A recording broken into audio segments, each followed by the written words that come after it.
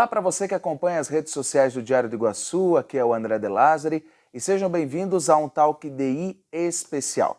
Estamos aqui na sala de reuniões principal da Associação Comercial e Industrial de Chapecó e vamos conversar um pouco com o presidente da entidade, Lenoir Brock, para tratar de vários assuntos que são de interesse desta instituição que tem cerca de 1.500 associados entre as grandes empresas comerciais e industriais de Chapecó. Muito obrigado por atender a reportagem, seja bem-vindo.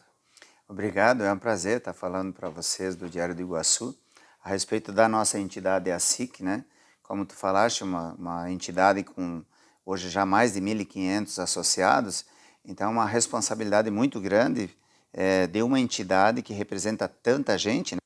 E na verdade, como nós temos insistido muito, nós somos simplesmente uma ferramenta de liderança e de condução dos desejos desses 1.500 associados, que são os mais variados possíveis, mas a gente precisa entender os interesses de fato das categorias que em toda a riqueza do oeste catarinense, eu diria como um todo, né? E então a SIC de fato tem que representar à altura esse contingente de associados que tem. Uhum. O primeiro tema da entrevista seriam as feiras, né? Finalmente a EFAP vai voltar depois de 6 anos e a Mercoagro também depois de, se não me engano, 4 anos, né? 2019 foi a última edição. É, verdade, 18 a última 18, edição. 5 anos. 5 anos. Como que estão os preparativos para a feira que acontece de 12 a 15 de setembro? Estamos muito ansiosos, porque a Mercoagro, principalmente, é uma que foi idealizada aqui dentro da entidade mesmo, né?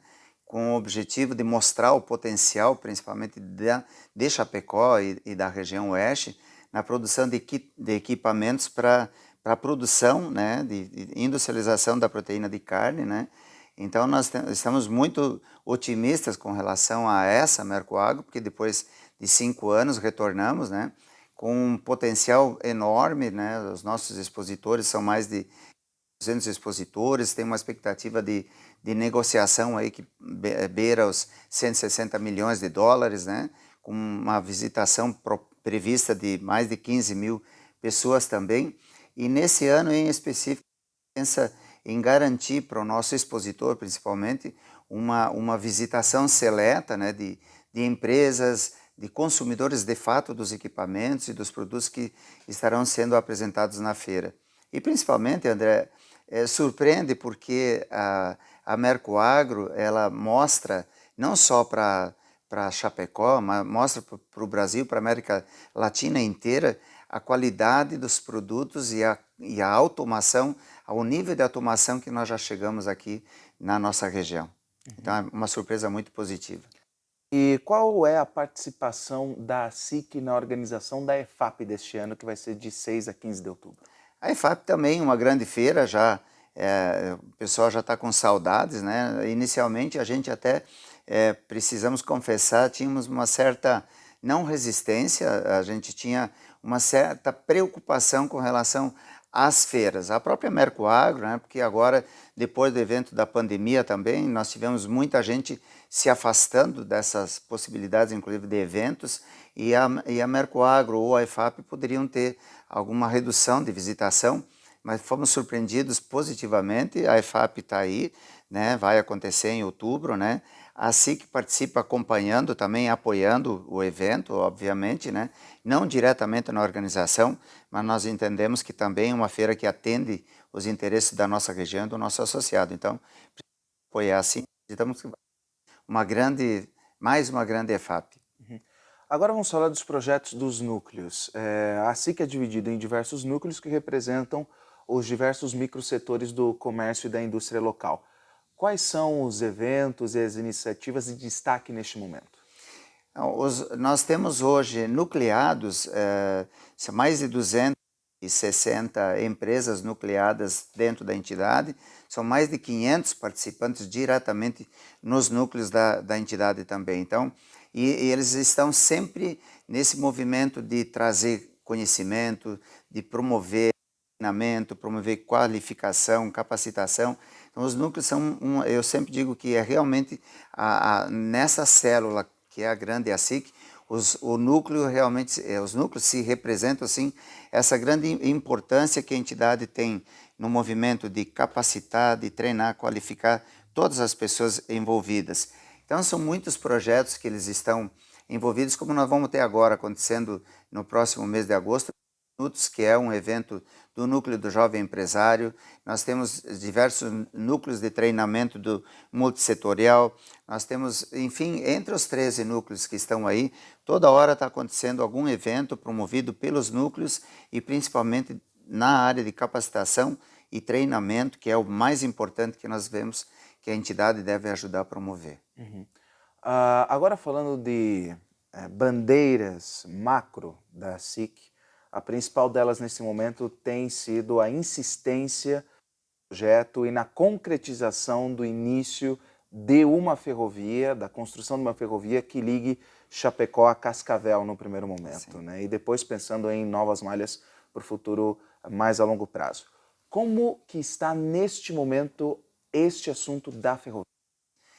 A ferrovia, é bem como tu falou, André, é um sonho, né? A entidade briga por essa realização há mais de 40 anos e a história toda começa com uma iniciativa do governo do estado do Paraná, né, trazendo a nova Ferroeste, que é uma ferrovia, a Ferroeste já existe no interior do Paraná, né, Guarapuava a Cascavel.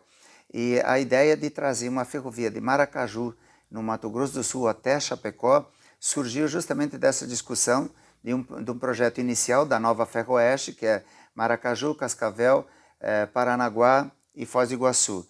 Aí a região se cotizou, pagou estudo de viabilidade, né? Isso foi 8 entidades que patrocinaram, juntamente com a SIC, que hoje simplesmente lidera o projeto, mas são 8 entidades muito importantes que participam desse evento.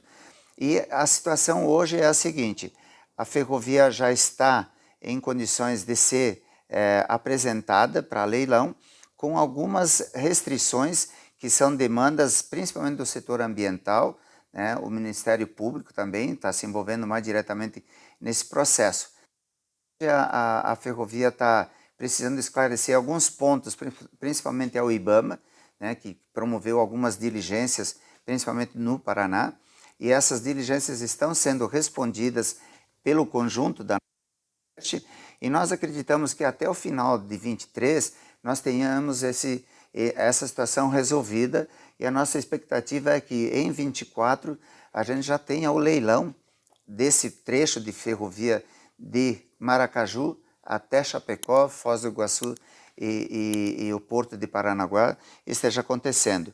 É um sonho, né? A gente realmente se reúne semanalmente desse assunto, as 8 entidades diretamente envolvidas.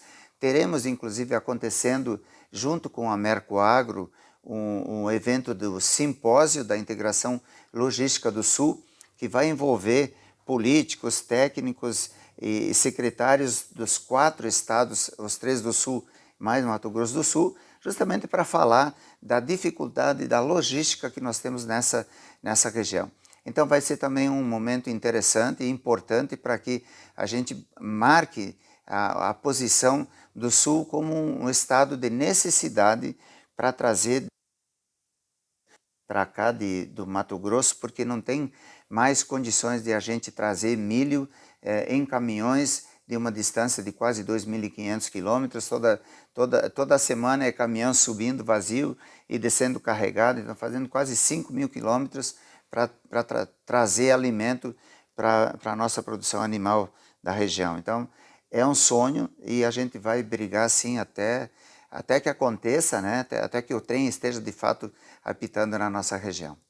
E também falar, além das ferrovias, temos que pensar nas rodovias, que obras para algumas vias já não são mais cabíveis, seria necessária uma revitalização completa, como a morosa revitalização da 283 entre Chapecó e Concórdia, Sim. que está bem burocrática. Verdade. E quais eixos você estaria pontuando para soluções mais a médio prazo, enquanto que a ferrovia acaba sendo por longo prazo?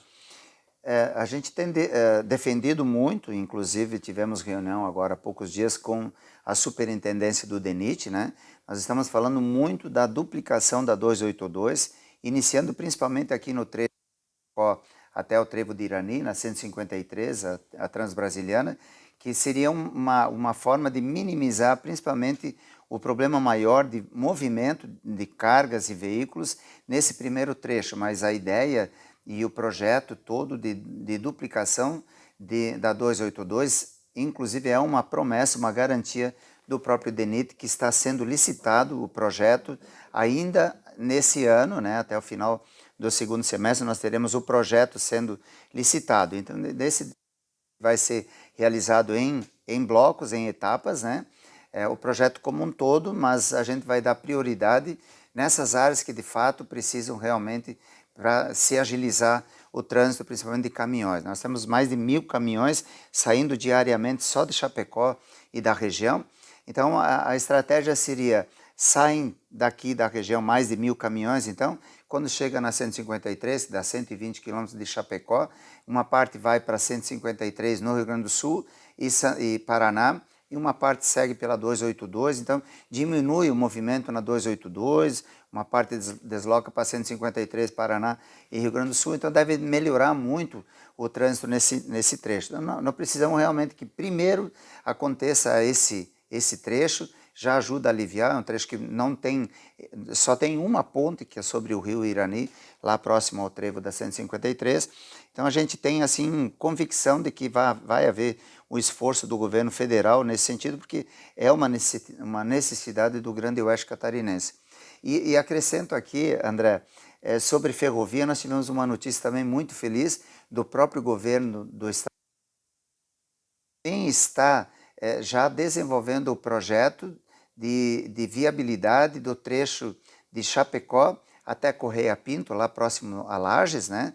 Onde depois vai haver uma bifurcação que leva ao porto de Imbituba e ao porto de Itajaí Navegantes. Então, esse também é um outro projeto que nós temos grande esperança que aconteça. Então, nós teremos a ferrovia, a nova Ferroeste, trazendo alimento para os nossos animais, e a ferrovia que sai de Chapecó até Correia Pinto e de lá em Bituba e Itajaí Navegantes, que vai levar justamente a nossa carne processada para os portos catarinenses como uma preferência da nossa região. Uhum. Lá em Correia Pinto estaria ligando com a ferrovia Teresa Cristina, que já existe. Na verdade, a Teresa Cristina, eu acho que ela não chega até Correia Pinto, é um trecho mais na região dos portos. Precisa dar uma olhada até nisso, André. Uhum.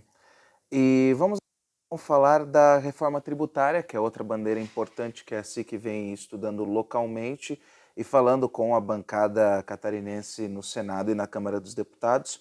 Como você avalia a tramitação, como ela foi na Câmara e as discussões que ainda são necessárias ser feitas no Senado? A discussão que praticamente não aconteceu na Câmara de Deputados é uma preocupação muito grande, né?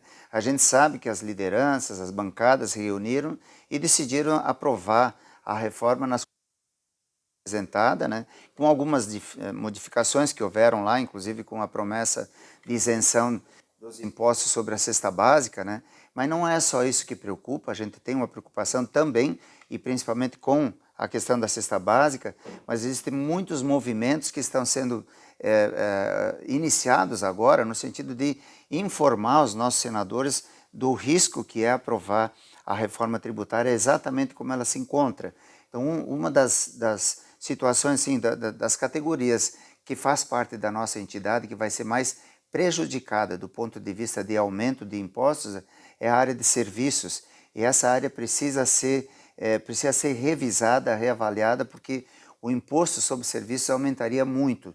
E essa ideia de levar os impostos todos para Brasília, para depois distribuir de volta aos estados através de um conselho que decidiria também como esses recursos seriam aos estados e municípios, nós entendemos que não é uma boa medida. Entendemos que nesse aspecto a reforma ela não oferece tanta segurança. É melhor já dar garantias para quanto vai para cada estado, para cada município, para que a gente tenha de fato uma reforma tranquila, né, e que todo mundo aceite. A gente sabe muito bem que algumas categorias vão pagar mais, outras vão pagar menos. O que nós procuramos é um ponto de equilíbrio para que todas as categorias tem lá o seu grau de sacrifício, mas tem lá também o seu grau de benefício, e principalmente que se reveja o gasto público, que nesse país é muito grande, o dinheiro utilizado por impostos, ele não está sendo bem aplicado, não está sendo bem administrado. E nós entendemos que se isso estiver mais na mão dos municípios e dos estados, o próprio eleitor, o próprio consumidor vai estar cuidando mais de perto de realmente onde está sendo aplicado o retorno dos recolhidos no Brasil. Então, primeiro, essa questão dos impostos que aumentaram, de acordo com a reforma, aumenta muito, isso precisa ser revisado e, principalmente, devolver esses impostos para os estados e municípios para que sejam ali efetivamente administrados. E, claro, também é o interesse do governo estadual de que a atual porcentagem de devolução dos impostos federais pelos catarinenses aumente, né? Que a participação é pequena. Ah, sim. Santa Catarina, principalmente, é um dos estados que menos recebe, né, de devolução.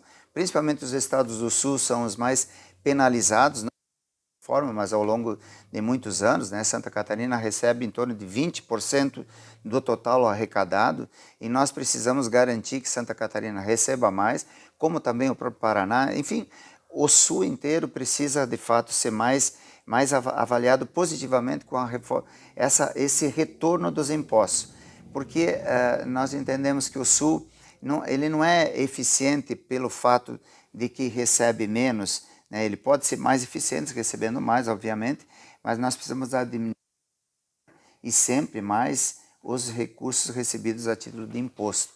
Aí sim, com esse trabalho bem feito, obviamente é por isso também que nós temos melhores resultados, porque o Sul tem o eleitor mais atento, mais o gasto público, e é por isso que nós temos um retorno maior. Uhum.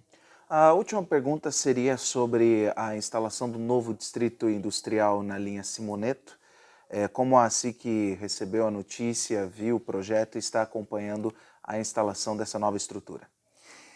Nós achamos que mais uma área industrial para Chapecó é necessária, né? Temos acompanhado de perto, sabemos que já são terrenos a serem disponibilizados, já se depender da procura, porque muitos empresários querem, e principalmente, André, uma grande novidade dessa operação que está sendo feita agora pelo município de Chapecó, pela prefeitura, é que o beneficiário da área que vai ser utilizada lá, ele vai ter que dar um retorno, pelo menos pagar o custo de implantação dessa área industrial. Isso porque as empresas que estiverem habilitadas a ocuparem os terrenos naquela região tenham que realmente contribuir com o município para que ele possa gerar mais terrenos em outras áreas, né?